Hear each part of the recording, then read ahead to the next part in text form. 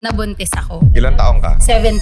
Marami raw ang bilang ng mga teenager na nabuntis. Matuturuan na po ng sex education. All ages. Mga expectation sa'yo ng mga magulang mo, wala kang future. Magkakamali ako. Can we say na black sheep ka sa pamilya niyo? Yes.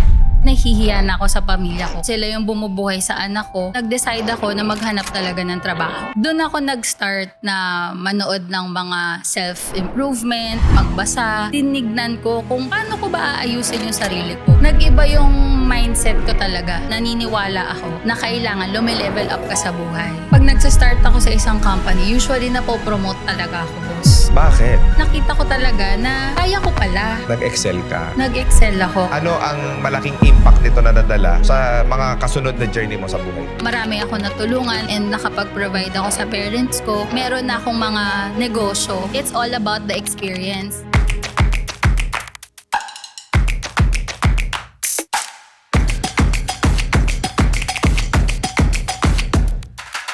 Ang mga opinyon at pananaw na ibinabahagi ng guest sa programang ito ay hindi kinakailangang sumasalamin sa host sa show o sa mga kumpanyang kinabibilangan ng mga ito. Alright, so good morning, good afternoon, and good evening mga boss. So, nandito na naman tayo sa pinakabagong episode ng RDR Talks. At syempre, alam nyo naman na laging espesyal ang ibinabahagi namin dito dahil espesyal na kwento ng tagumpay ang RDR Talks. So, kasama natin ngayon ang serial entrepreneur. May-ari siya ng napakaraming resort. May-ari siya ng Ciudad Villa, Camp Laia, Casa Regina de Mercedes. Siya rin po ang Vice President ng Simplified Business Consultancy. So, sila po ay tumutulong sa mga negosyanteng nagkakaroon ng problema sa mga processes ng negosyo nila. So, hindi ko na patatagalin. Kasama ko ngayon si Boss Emerald Bihag. Hi boss, thank you for having me tonight.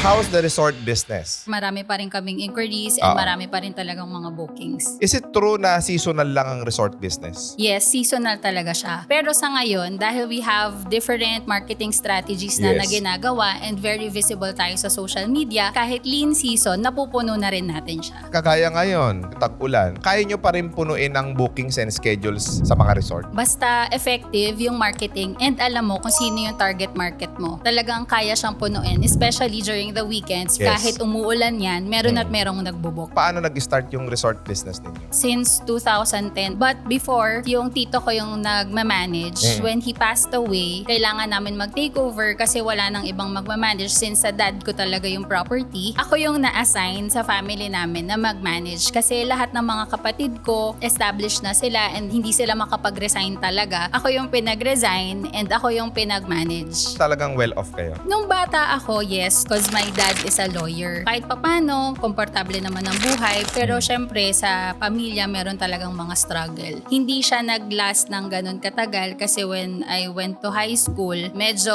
nahirapan din yung pamilya ko. Naugading kayo dahil nagkaroon ng financial difficulty sa isang sitwasyon ng buhay ninyo? Yes. Yung dad ko, nag-try sila mag-business, real estate. Nung panahon na yon, biglang bumaksak yung piso. Financial crisis. Wala nang bumibili ng lupa, lahat nagbebenta. Since personal money niya yon, pinang down payment niya ng napakaraming lupa para ma-reserve din niya yung lupa. Pero walang incoming. Walang buyer. Nalugmok talaga. Nagsara yung business. Kami lahat affected. Dumating sa point na yung mama ko, kailangan niyang isanla lahat ng mga alahas niya para lang masustain yung lifestyle namin. At that time, medyo in denial pa. Nakasanayan yung magandang lifestyle. Tinry nila na iprolong. Pero talagang hirap na hirap. Yung tinamaan kayo ng financial crisis, ano ang naging initial adjustment ninyo bilang pamilya? Siyempre, wala na kaming kasambahay. Kami na lahat ang gagawa ng chores, which is now very thankful ako. Naranasan namin yon kasi marunong ako maglaba, magluto, lahat ng mga household chores alam kong gawin. And of course, cut kami ng mga expenses. Dati, nakakapag-hotdog ka, may mga chocolate lagi sa refrigerator, nawala yan lahat. Nakapag-adjust din kayo doon sa situation ninyo, natanggap nyo rin bilang pamilya na kailangan natin maghigpit ng bulsa? Nakapag-adjust din naman, especially ako dahil bata pa ako compared sa mga kapatid ko. Mga ilang taong ka nito? Around 12 to 13 years old. Hindi ko alam kung medyo nahirapan sila kasi mas mahabang panahon silang okay ang lifestyle compared sa akin. Yung mga kapatid mo, ilang kayo? 4, puro babae. So yung tatlo, yung sarap ng buhay, talagang naranasan nila yon. Yes. Di mo ba masasabing malas ka? At that time, sobrang lugmok din ako kasi nung lumabas yung mga cellphone, yung Nokia 5110, yung kapitbahay ko, meron silang phone. Tapos ako tinitignan ko yung bahay namin. Malaki naman yung bahay namin eh. Bakit di ako mabila ng cellphone? Kasi syempre bata pa ako, hindi ko siya naiintindihan. Naintindihan ko na lang yung nangyari nung tumanda na ako. Pero at that time, talagang masasabi kong may inggit din ako dun sa mga friends ko. At certain point, nagkaroon ka ng insecurity. Even before that, grabe na rin yung insecurity ko nung elementary ako. Since puro babae nga kami, grabe yung comparison sa amin. When it comes to talent, talino, kulela talaga ako kasi bata ako. Pero at that time, hindi ko siya naiintindihan kasi kino-compare lang ako ng kino-compare sa mga ate ko. Totoo pala sa pamilya na merong sibling rivalry. Pare-pareho kami babae. Babae. Iba talaga. Sobrang madrama, Right. emotional. Ano yung naging outlet mo? Nung nag-high school na ako, nagkaroon na ng mga barkada, pupunta kayong bilyaran, punta kayong mall. Pwede ba natin itong itawag na pagre-rebelde? Yes. Dahil malayo yung agwat ng age ko sa kanila, wala akong nakakausap. Talagang barkada. Ano naman ang naidulot sa'yo ng mga barkada mo? Yung na-experience ko na makasama iba't ibang klaseng tao, kahit sumasama ako sa kanila, meron pa rin akong insecurity na bakit sila ang gagaling pa rin nila? Bakit sila pinapayagan sila lumabas? Ako kailangan ko tumakas. Nung first year college ako, dun na boyfriend na ako, and then nabuntis ako at an early age when Ilang I was taon ka? 17. Actually, hindi ko pa nga alam buntis ako, delayed pa lang ako. Iniisip ko na kung sasabihin ko ba sa parents ko o itatago ko ba to. Pag tinago ko kasi siya, wala akong pampacheck up, wala naman akong pera, hindi naman kaya ng baon ko sa school. Yes. So, sinabi ko talaga sa nanay ko, Ma, may sasabihin ako sa'yo. Ano, buntis ka? Yun kaagad ang sinabi niya sa akin. Nung nag-test ako, nag-positive, pero sabi ko, wag niya sasabihin sa tatay ko kasi nga, papagalitan ako. Syempre, dahil mag-asawa sila, sinabi niya. Anong initial na reaction niya nung nalaman niyang buntis ka? Na-disappoint siya. Meron ding something ako na-feel sa kanya na ine-expect na niya na mangyayari yun. Ang expectation sa'yo ng mga magulang mo, wala kang future. Magkakamali ako. Can we say na black sheep ka sa pamilya niyo? Isa sa mga black sheep. Nung nalaman ito ng tatay mo, Merong konting pangaral, pero tinanggap talaga nila. At ang sabi ng tatay ko, blessing yun. ano yung naramdaman mo at that moment, at that time? Nakaramdam ako ng lakas ng loob. Nandyan sila to guide me, financially din, na mag-provide para sa mga check-up ko, para siguraduhin na yung baby is healthy paglabas. Hindi ko naramdaman na mag-isa ako. Naramdaman mo ba na mahal pala ako ng nanay ko tsaka tatay ko? Despite everything na pinagdaanan namin, kahit sinasabihan akong mahina ako, na hindi ako kasing galing ng mga kapatid ko, noong time na yun, talagang na-feel ko na mahal nila ako. Meron ding part sa akin na naramdaman ko na kaya nila ako kailangan ganunin kasi alam nila na mahina ako. Baka hindi ko kayanin. What happened next? Naramdaman ko na either gusto kong bumalik sa school or gusto kong magtrabaho. Nung una, tinry akong ibalik sa school. And syempre, nahihiya na rin akong i-request yun kasi nabuntis nga ako. Kasi may anak ka na. Nag-college ako for 2 years. After nun, hindi na talaga kayang sustentuhan kasi nahihiya na ako sa pamilya ko. Sila yung bumubuhay sa anak ko. Nag-decide ako na maghanap talaga ng trabaho. And then your first job? Nag-promo girl ako. Yung mga nagbebenta ng diaper tsaka ng sabon. Hindi alam ng parents ko yun. Pero ang liit talaga ng sweldo, boss. 1,000 pesos per week. Tatawagin kami once or twice a week lang. So hindi siya kasya kung kukuha pa ako ng yaya. Kaya nag-decide ako mag-apply sa call center. Plano ko lang talaga is to understand kung paano ba yung proseso nila pagdating sa interview. Is there a point na feeling mo hindi ka ma-hire? Hindi ko talaga naisip na ma-hire ako. Tanggap ko sa sarili kong mahina ako eh. Kung ano man ang ma-discover ko, pag-aaralan ko na lang siya. Sa unang-unang apply ko, luckily, natanggap ako. Ano kumpanya to? Teletech. Malaking company siya. Bakit ako tinanggap? Mababa ba yung standard nila? Ganun pa yung isip ko. Kasi wala talaga akong tiwala sa sarili ko. Nung nag-start na ako magtrabaho doon, nag-top ako sa training, nag-top agent Teka lang, ako. mahina ka. Kaya nga, boss, nagtataka rin ako. Nung nakita ko na okay naman pala ako pag nasa labas eh, mas nag-enjoy ako sa labas kaysa sa bahay namin. Nag-start na akong bumukod. Kasama mo yung anak mo. Hindi ko sinama, boss. Yun yung part ng buhay ko na tinatry kong enjoyin. Nung dalaga ko, hindi ko siya na-enjoy talaga. Yung independence. So, yung anak ko, nasa parents ko. Dahilan ko kasi malayo, Bulacan yung bahay namin. Right. Nasa Ortigas, yung office, para makapagrenta ako ng bukod. Iniwan mo yung anak mo sa mga magulang mo para masustentuhan mo. Nagsustento ako sa anak ko, although hindi siya enough kasi gimmick ako ng gimmick. Ang kulit mo sa buhay. Totoo. Siguro doon ko naramdaman yung freedom. Tapos ay magaling pala ako Napopromote ako. So, ibig sabihin, for how many years, you keep on seeking validation and approval na galing sa ibang tao? Sobra. Kasi simula sa loob ng bahay namin, validation na ng lahat ang hinahanap ko. Nung medyo na-validate naman na magaling ako, parang I wanted more. Nakulong ako dun. Nakulong ka dun sa proving mentality. Yes. Na kailangan may lagi kang i-prove sa Yes. ibang tao. Dapat maramdaman ko or else feeling ko bumabalik ako dun sa dating ako. Ano ang nakuha mo rito sa pagpo-prove sa ibang tao? Actually, boss, wala talaga Kaya dumating ako sa point na bakit ganito yung buhay ko? Ganito na lang ba? Or ganito ba talaga ang buhay itself? Doon ako nag-start na manood ng mga self-improvement, magbasa, tapos tinignan ko kung paano ko ba aayusin yung sarili ko. Kasi ayoko nararamdaman ko na sige, nag-e-enjoy ako, pero mali Yes. Hindi ako fulfilled. At that moment, nasa gimikan ka, oo, nag-e-enjoy ka. Yes. Pero kinabukasan, pag wala na yung amats mo, wala Back na. to reality ka na back naman. to reality ka na. And hindi ako satisfied dun sa reality na yun. Ang akala mo dati ang mali, nasa loob ng pamilya nyo. Nasa mga kapatid mo, nasa mga magulang mo. Yun pala ang pinakamalaking mali, ikaw. Yes, kasi kahit lumabas ako dun, parang sinusundan ako. So, kailangan kong baguhin yung sarili ko, na yun talaga yung strive ko. Hanggang dumating ako sa point na lahat na ni-research ko. Nagbayad ako ng mga seminar, talagang umattend ako ng kung ano-ano. Is there any specific situation or moment or biglaan mo na lang siyang naisip? Biglaan na lang Paulit-ulit ko siyang sinasabing malito Hanggang dumating ako sa point na bakit itong ibang tao, okay yung buhay nila, very light, very open, bakit ako hindi? Yes. Gusto ko yung wala na akong inhibitions, yung mga insecurities ko. Alam ko hindi naman siya 100% na mawawala, pero ma-eliminate siya na Yes. hindi na siya magiging hadlang sa gusto kong marating. Kung yung mga tao pala is nalululong sila sa bisyo nila, it is also part of their insecurity. Yes, boss. Subconscious na siya. Kinalakihan mo na siya Ako, kinalakihan ko yun. Doon at doon ako bumabalik. Unless, i-intervene ko talaga siya. Okay, so ngayon, naisip mo magbago. Ano yung mga steps na ginawa mo? Nung una, may nag-introduce din sa akin kasi nung The Secret. Pinanood ko siya, binasa ko siya, bumili ako ng book, tapos tinry ko siyang i-practice. Yes. This was in 2014. Mahirap talaga siya. Imposible siyang mangyari. Bakit? Ibang-iba yung personality ko, tsaka yung character ko at that time. Hindi ko siya kayang baguhin. Sabi doon, everyday, kailangan i-practice mo siya. Dapat aware ka talaga sa feelings mo, sa emotions mo. Nung pinractice ko siya, eventually, after siguro mga 3-4 years, Yes. ganun siya katagal, boss. Kasi feeling ko, ang lalim ko na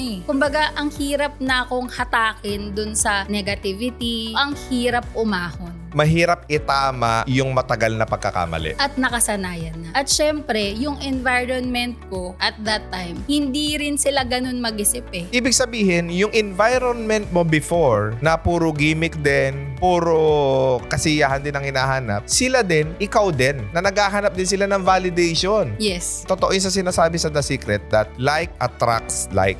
totoo yun, boss. Dahil nag-start na ako mag-ganong journey, hinikayat ko yung iba kong friends na tara, mag-The Secret din tayo. Tinry namin, tapos syempre natatawa sila. Sobrang iba yung mindset namin Ang Right. dami kong napapanood na mga life coach. Possible siya Feeling ko may hope. Hanggang dumating ako sa point na nag-i-improve na ako. Gusto ko siyang i-share din sa iba. So, nag-decide ako na mag-life coach. Paano ba maging life coach? Meron tayo Life Coach Philippines na nagsucertify sila ng life coaches. 3 days, kailangan mong umattend, may mga activities na gagawin. Yes. May certification siya. Ang certification namin is from the US. May license number yun. Basically, anong ginagawa ng isang life coach? Nung una, boss, akala ko makakatulong ako sa iba, like yung pinagdaanan ko. Right. Pero sa totoo lang, nung nag-life coach ako, ang una ko talagang niresolve sarili ko. Tsaka ka lang kasi makakatulong sa iba kung ikaw sa sarili mo, healed ka na. Ano ang malaking impact nito na nadala sa mga kasunod na journey mo sa buhay mo? Nag-iba yung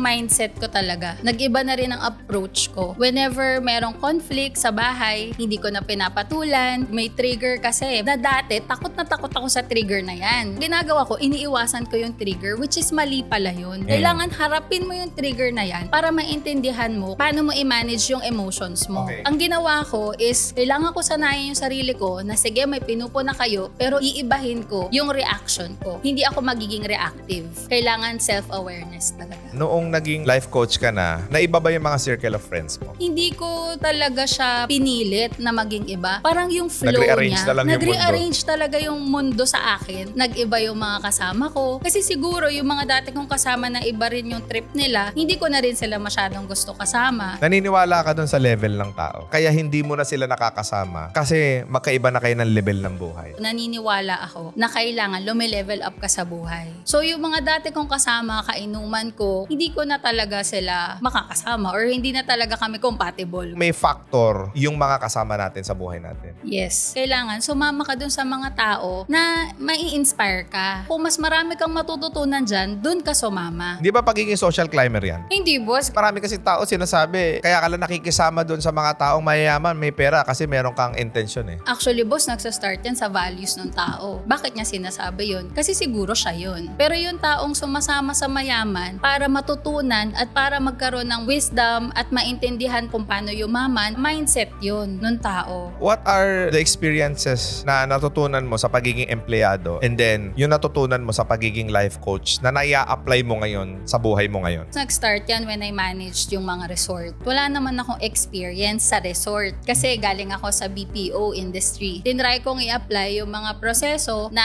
napagdaanan ko sa mga previous companies ko kasi ako gumagawa ng process documents. Teka lang, ano ba mga naging trabaho mo sa call center? Bukod sa customer service, nag-technical support ako, nag-team leader ako, hanggang tumaas na tumaas yung position ko, nag-operations manager ako, nag-program manager, naging project manager din ako, boss. And then humawak din ako ng different departments. HR, recruitment, quality control, pati procurement and facilities. Paano ka nagkaroon ng napakaraming trabaho sa isang kumpanya na matataas pa posisyon? Every time, boss, kasi na merong bago, gusto ko siyang matutunan. Bakit ka pinagtiwalaan ng mga malalaking kumpanya na mailagay doon sa mga ganong klaseng posisyon? I think, boss, it's the experience. Tsaka nakita nila na grabe ako mag-organize when it comes to documentation, mga proseso. Masasabi ko na yung flow ng utak ko, systematic. Pag nagsa-start ako sa isang company, usually napopromote talaga ako, boss. Bakit? Nakita ko talaga na kaya ko pala. Nag-excel ka. Nag-excel ako. Unti-unti na boost yung confidence mo. Yes, pero hindi siya enough. Kasi nandun pa rin yung triggers ng insecurities ko. And then, naging life coach ka nga. Binigyan ka kayo ng isang sitwasyon na pinag-resign ka ng mga magulang mo sa trabaho. Yes. Dahil? Kailangan mag-manage sa Camp Laia and sa Ciudad Villa. Dahil nga wala akong alam, ang ginawa ko is research. Siyempre, ano ba ang ginagawa sa isang resort? Ang research na ginawa ko, boss, is nag-book ako sa iba't ibang resort. Sa mga katabing resort, tinignan ko yung prosesong ginagawa nila from inquiries hanggang booking. Pagdating doon, si receptionist, ano bang ginagawa nila? Pagdating sa room, ano bang ginagawa nila? Inisa-isa ko yon. Nangopya ka. Oh, boss, ang mga binook ko is yung mga kilala na resort. So may proseso na silang current. Di ba masama yung ginawa mo? Nangopya ka sa mga competitor nyo? Hindi, boss, kasi ang ginawa ko hindi siya carbon copy na kopya talaga eh. Tinignan ko kung anong i-improve ko. Paano ko siya gagawing better. Okay lang manggaya? Basta siguraduhin mo sa sarili mo na alam mo yung ginagawa mo. Right. Hindi yung nangopya ka lang tas wala ka namang purpose. Kailangan may goal ka, may vision ka. Yung company mo, may vision siya. And kaya ka nang gaya kasi effective na yung ginagawa nila. Pero you have to make it your own. Ano nangyari? Yung mga tao doon, nanibago sila under new management eh. Tapos nagkaroon ako ng process sa inquiries pa lang. Paano ka magkakaroon ng guest kung sa inquiries, hindi ka na magaling? Pinatibay ko yung inquiries sa Yes. booking, tapos nag-invest ako sa sistema para meron kaming booking tool.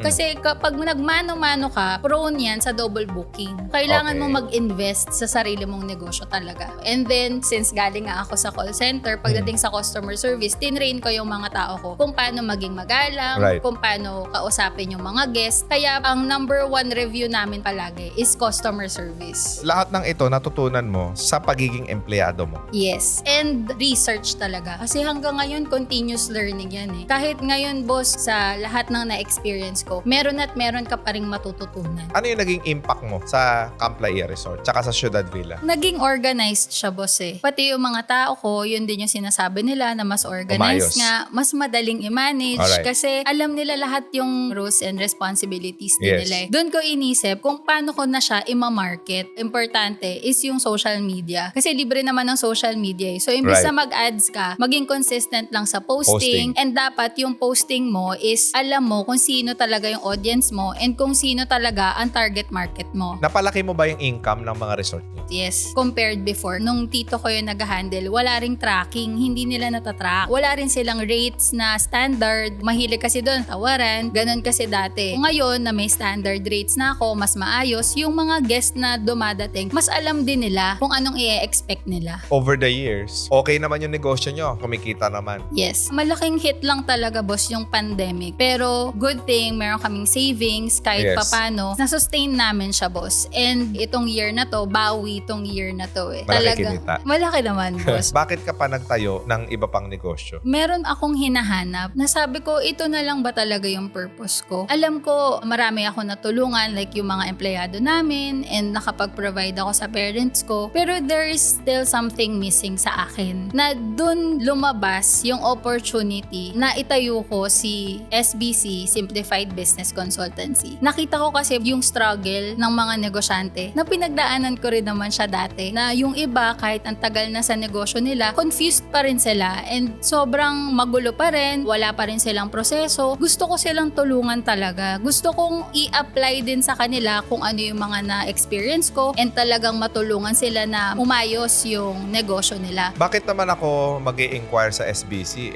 undergraduate ka? Meron na akong mga negosyo na kumita at meron na akong track record. It's all about the experience. Marami akong option eh. Marami mga business consultant dyan nakapag-aral sa matataas na eskwelahan, universidad. Maaaring nasa mga malalaking kumpanya sila. Bakit naman SBC ang kukunin? Ang SBC, boss, may puso. Ang goal namin is tumulong talaga para pag ginhawain din yung buhay ng mga negosyante, hindi Right. mo mababayaran kasi ang puso. Kahit sabihin mo, boss, na nakatapos ako, hindi mo rin sure kung relevant pa yung natapos ko. Ang importante is may continuous learning. Kami, umattend kami ng seminars, Right. certifications, Right. nagpapacertify kami to Right. ensure na updated kami. Lahat ng information na kailangan namin is alam namin. Okay. Halimbawa, negosyante ako. Ang problema ko is, lagi ako nilalayasan ng mga empleyado ko. Root cause analysis tayo. Kailangan natin maintindihan ano ba yung main reason bakit ka nilalayasan. Kasi kung hindi lang isang empleyado yan, hindi na sa empleyado yung may issue. Paano ang pagkakandak nyo ng root cause analysis? Usap muna kami nung owner. Interview, lahat ng pwedeng itatanong sa kanila. Tapos kung meron silang mga documents na pwedeng ipakita or kung ano ba yung sinusunod nila na current process. Kasi kahit sabihin mo na hindi dokumento ang proseso ng isang negosyo, may proseso pa rin kayong ginagawa at may proseso pa rin kayong sinusunod. Hindi nyo lang dinocument. Kailangan namin maintindihan kung ano ba yung step by step na ginawa nila. From there, maa-identify namin kung ano talaga yung main issue. Example naman, lagi akong dinodole ng mga empleyado ko. Anong solusyon dyan? Meron ka bang handbook? May code of conduct ka ba? Kasi kung dinodole ka, ibig sabihin, meron kang nilalabag. Pero, syempre, kailangan din natin makita yung side ng negosyante. Kasi hindi naman porket nagdole yung empleyado is tama siya. So, kailangan iisa-isahin yun. Paano kung yung negosyo ko 2 taon na at hindi pa rin ako kumikita? Kailangan natin tignan yung finances mo. Natatrack mo ba talaga? May cash flow ka ba? Kailangan natin tignan yung pumapasok and yung lumalabas. Yung iba sinasabi hindi sila kumikita, yun naman pala, yung income nila, ginagamit din nila sa personal nila. Hindi nila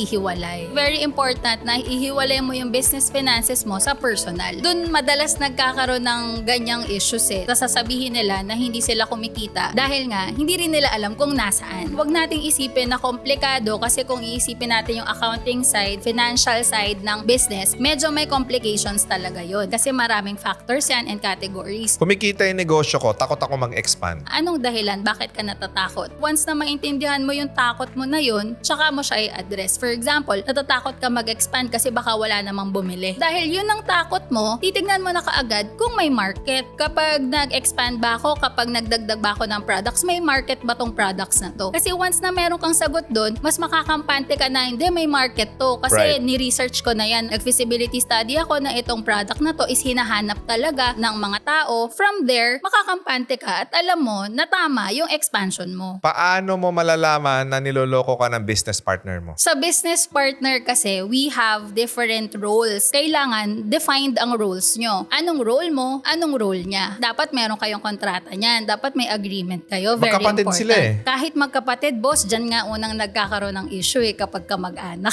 Ganon? Ang partner, yes. Kahit best friend mo yan, importante na may document kayo. Kasi usually, yung usap na ganito na, ikaw gagawa niyan, ako gagawa nito, makakalimutan nyo yan Tapos magsisisihan kayo. Kinakain ako ng expenses buwan-buwan. Tignan mo kung anong expenses yon. Necessary expenses ba yon? Kaya mo ba mag-cut down dun sa expenses na yon? Kaya mo bang i-increase yung income mo to cover those expenses? And of course, very important is marketing. Kahit anong produkto ba yan, kung maganda yung pagmamarket mo, sigurado meron at merong bibili niyan. Dating malakas yung negosyo ko, humina ngayon dahil sa competition. Kasama yan sa feasibility study. Tinitignan natin yung competition not because gagayahin natin or mainggit tayo sa kanila, but para makita natin kung ano bang ginagawa ng competition natin na pwede natin i-apply and pwede natin mas galingan. Kasi kailangan meron tayo laging unique selling proposition. Yung hindi kayang i-offer ng competition natin is kaya nating i-offer. Hindi ko na kayang i-produce yung demand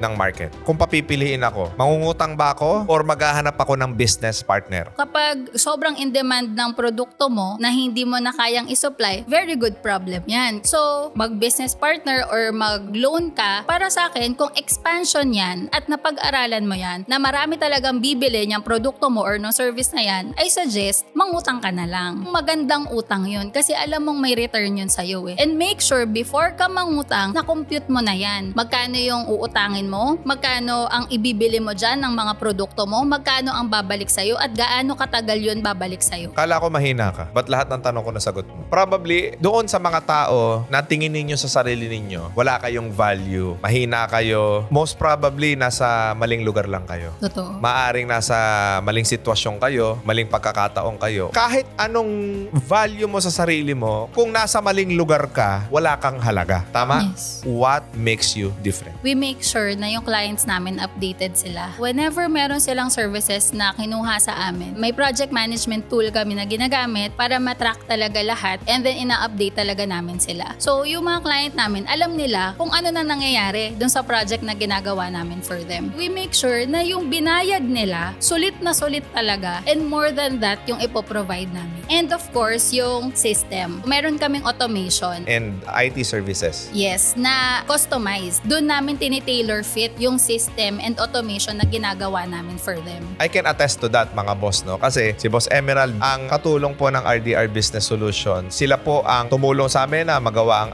aming employees handbook. Sila po ang tumulong sa amin na mag-cater na mga negosyante every week sa ating Growth Circle International Business Connecting Day at Growth Circle International Unity Talk every Friday. Sa maraming beses at maraming pagkakataon, they have proven yung services nila. Talaga namang nakakatulong po sa mga negosyante. I strongly recommend na mag-inquire kayo sa Simplified Business Consultancy kung may problema kayo sa mga business ninyo. Thank you so much for sharing your wonderful story, Miss Ems. Baka meron kang gustong batiin, gustong pasalamatan, gustong i-plug sa ating interview ngayon. Gusto ko sanang pasalamatan, boss, yung pamilya ko. Kundi dahil sa kanila, hindi ako magiging ganito katatag at hindi magiging ako si MB Hag kung hindi Yes. dahil sa pamilya ko. And then of course, yung SBC Simplified Business Consultancy, you may call us on our cellphone number 0939-144-3000. We have free one-on-one consultation, boss, and we have trainings din. Meron kaming free and paid training. Make sure na nakalike sila dun sa page para ma-update sila dun sa trainings namin. And yung page ko na rin, mga boss, MB Hag. So I have YouTube channel, meron tayong TikTok, Instagram, and Facebook page. I-follow po natin siya sa kanyang YouTube, Facebook, TikTok account, and IG account. Maraming salamat, Miss Ems. Ang dami ko natutunan. Kaya, huwag ninyong kalilimutan i-click yung notification bell para lagi kayong updated sa mga future videos natin. And also, do not forget to follow us on our Facebook, TikTok, and Instagram account. At i-follow nyo na rin ako sa Spotify para makapakinig kayo ng mga ganitong klase ng kwento. Muli, maraming salamat mga boss. And see you on our next episode. God bless you.